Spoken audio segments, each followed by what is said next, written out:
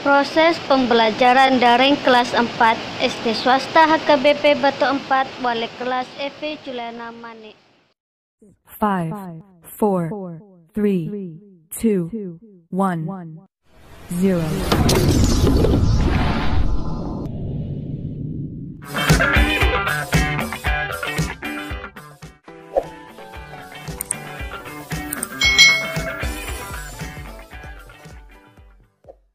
Hari ini kita akan belajar bersama-sama untuk mata pelajaran tematik kelas 4. Kita belajar di tema 4, berbagai pekerjaan, subtema 2, pekerjaan di sekitarku, pembelajaran yang ke-6. Mari adik-adik kita belajar dengan penuh semangat. Apakah adik-adik masih ingat tentang cerita Taman Bermain yang Hilang? Ayo kita temukan pesan moral dalam teks tersebut. Nah, ini adalah cerita atau dongeng fabel yang berjudul Taman Bermain yang Hilang. Mari kita ingat kembali dengan cara menyimak bacaan berikut ini. Malam hari merupakan malam yang ditunggu oleh Kupi, kepiting kecil.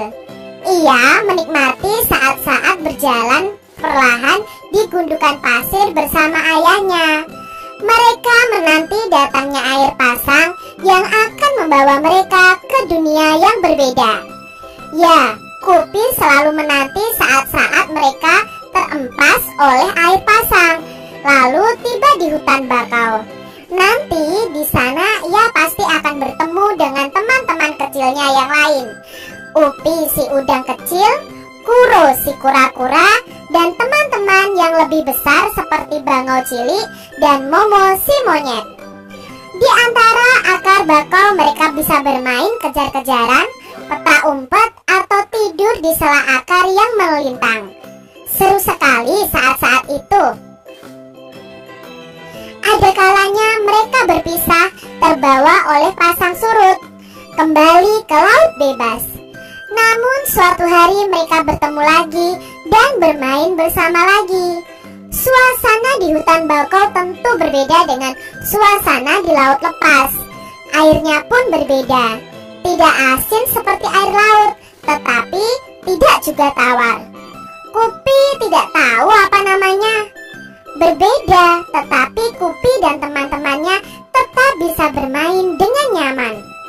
Malam itu di pesisir pantai, Kupi bertanya pada ayahnya, "Ayah, mengapa kita tidak pernah lagi bisa bertemu dengan bangau putih, teman ayah?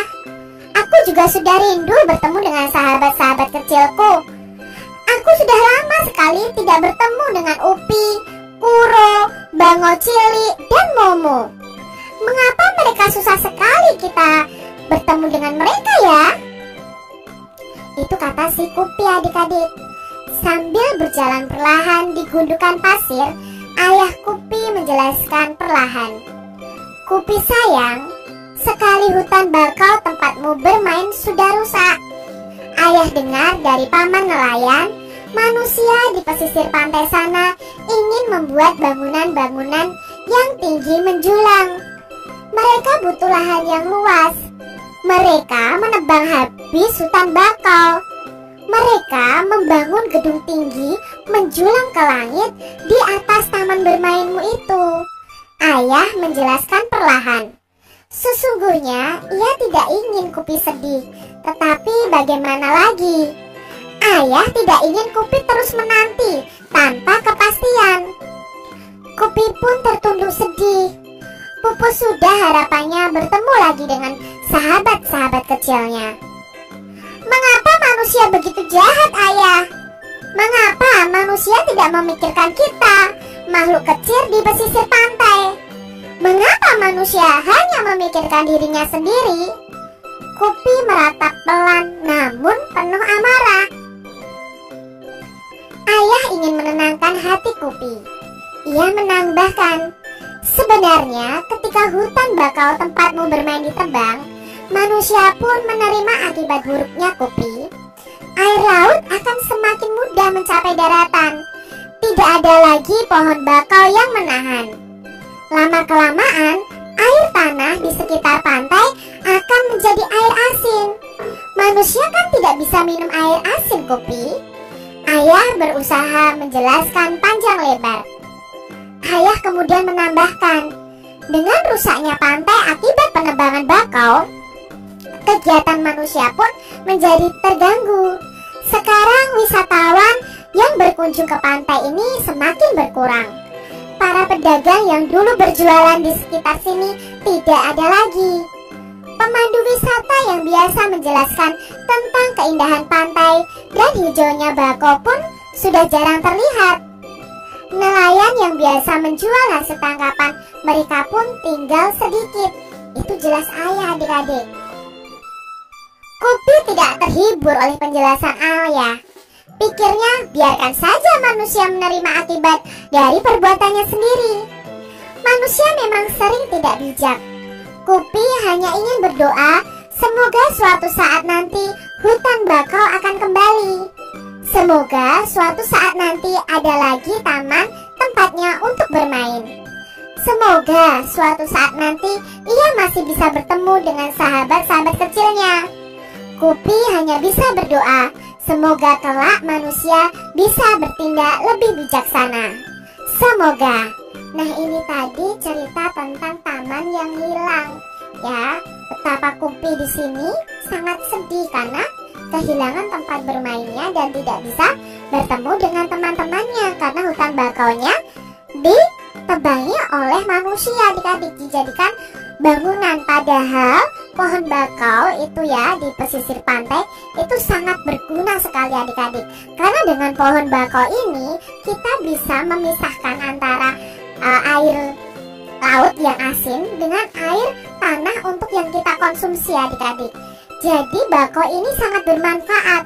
Dia juga bisa menahan gelombang atau ombak dari laut, adik-adik. Nah, itu sudah kita pelajari sebelumnya. Dongeng ini ciptaan dari Santi Hendrieti.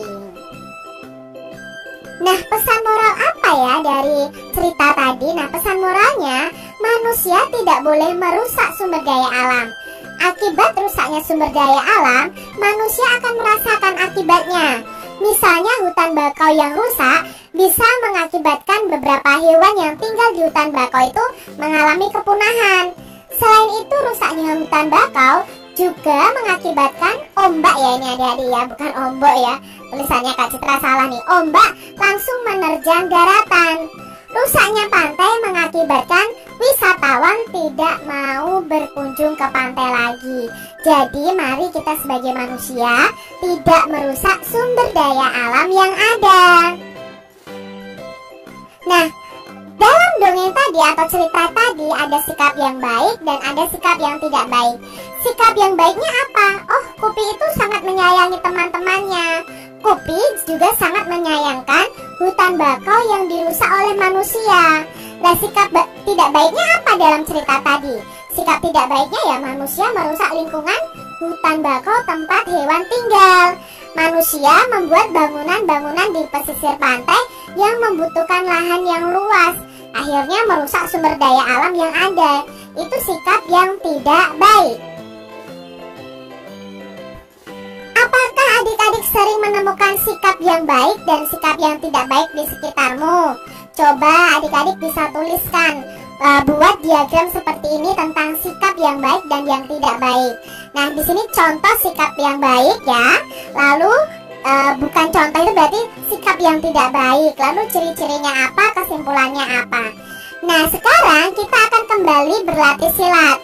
Kamu akan mempelajari gerak dasar tendangan, adik-adik.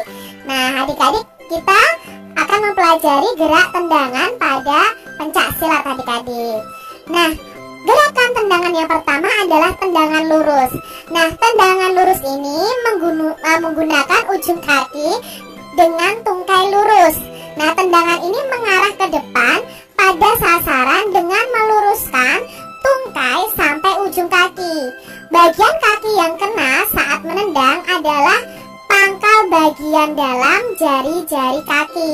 Posisi badan menghadap ke sasaran. Nah, ini adalah gambar tendangan lurus.